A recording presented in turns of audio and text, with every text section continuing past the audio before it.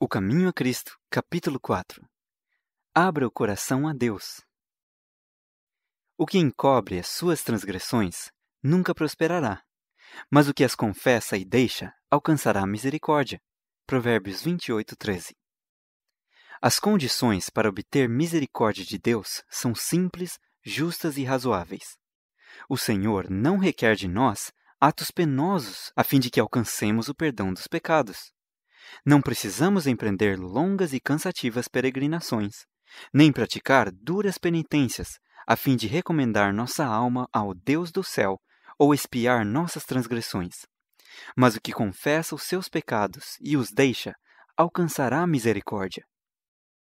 Diz o apóstolo: confessai as vossas culpas uns aos outros, e orai uns pelos outros, para que sareis. Tiago 5,16. Confessai vossos pecados a Deus, que é o único que os pode perdoar, e vossas faltas uns aos outros.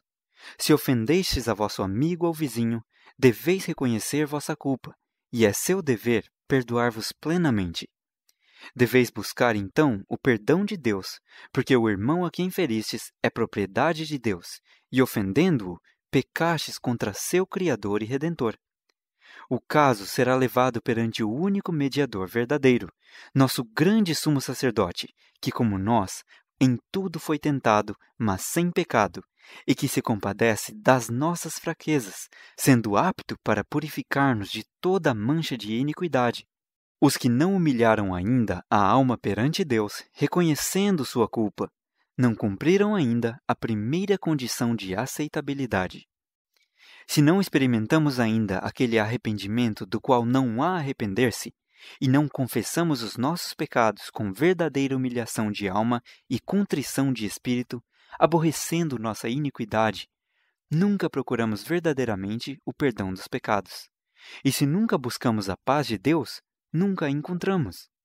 A única razão por que não temos a remissão dos pecados passados é não estarmos dispostos a humilhar o coração e cumprir as condições apresentadas pela palavra da verdade.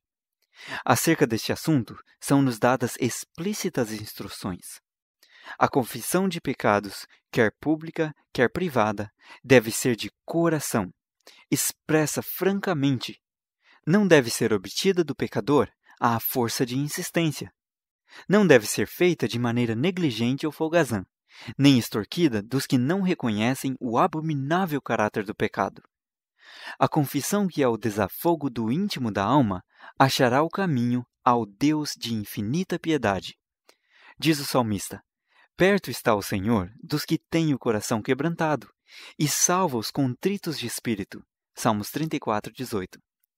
A confissão verdadeira tem sempre caráter específico e faz distinção de pecados. Estes podem ser de natureza que devam ser apresentados a Deus unicamente.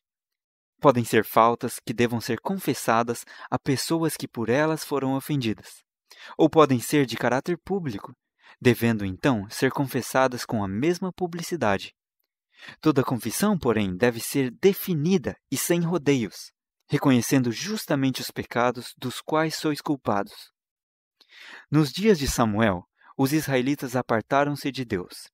Estavam sofrendo as consequências do pecado, pois haviam perdido a fé em Deus. Deixado de reconhecer seu poder e sabedoria para governar a nação, perdido a confiança em sua capacidade de defender e reivindicar sua causa. Volveram as costas ao grande Rei do Universo, desejando ser governados como as nações ao seu redor.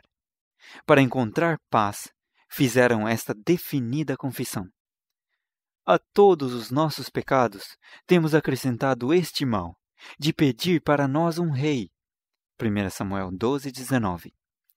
Importava que confessassem justamente o pecado do qual tinham sido convencidos. A ingratidão oprimia-lhes a alma, separando-os de Deus. A confissão não será aceitável a Deus sem o sincero arrependimento e reforma. É preciso que haja decisivas mudanças na vida. Tudo o que seja ofensivo a Deus tem de ser renunciado. Este será o resultado da genuína tristeza pelo pecado.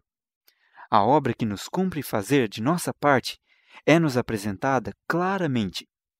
Lavai-vos, purificai-vos, Tirai a maldade de vossos atos de diante dos meus olhos, e cessai de fazer o mal. Aprendei a fazer o bem. Praticai o que é reto. Ajudai o oprimido. Fazei justiça ao órfão. Tratai da causa das viúvas. Isaías 1, 16 e 17. Restituindo esse ímpio o penhor, pagando o furtado, andando nos estatutos da vida e não praticando iniquidade, certamente viverá, não morrerá. Ezequiel 33, 15. Paulo diz, falando da obra do arrependimento: quanto cuidado não produziu isso mesmo em vós, que segundo Deus fostes contristados. Que apologia, que indignação, que temor, que saudades, que zelo, que vingança. Em tudo mostrastes estar puros neste negócio. 2 Coríntios 7, 11. Quando o pecado embota as percepções morais, o transgressor já não discerne os defeitos de seu caráter, nem reconhece a enormidade do mal que cometeu, e a menos que se renda ao poder persuasivo do Espírito Santo, permanece em parcial cegueira quanto aos seus pecados. Suas confissões não são sinceras e ferventes.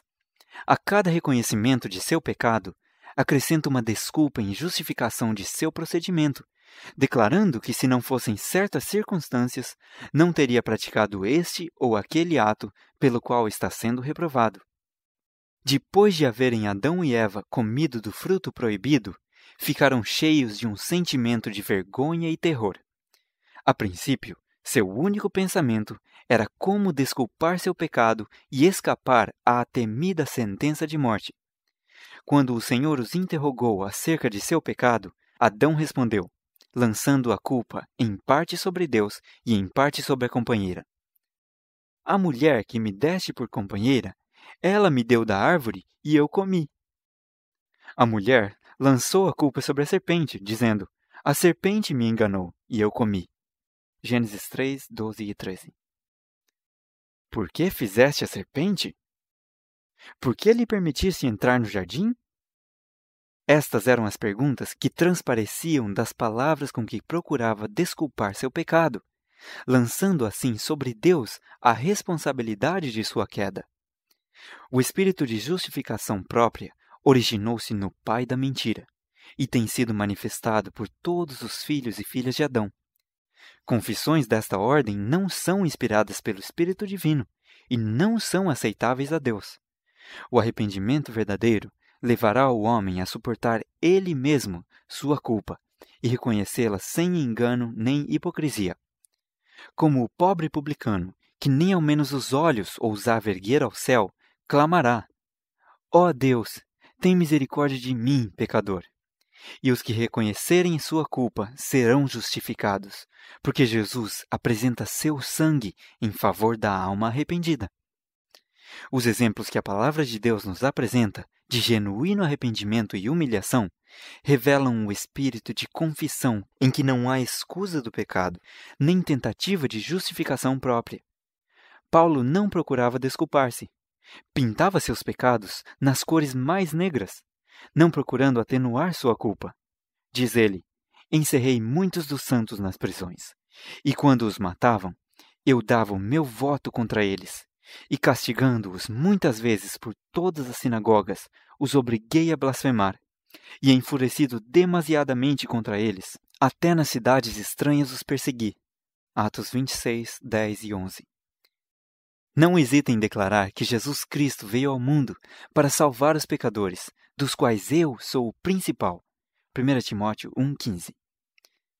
O coração humilde e contrito, rendido pelo arrependimento genuíno, apreciará algo do amor de Deus e do preço do Calvário, e como um filho confessa sua transgressão a um amante pai, assim trará o verdadeiro penitente todos os seus pecados perante Deus. E está escrito, se confessarmos os nossos pecados, Ele é fiel e justo para nos perdoar os pecados e nos purificar de toda injustiça. 1 João 1,9. O fim do capítulo 4 do Caminho a Cristo.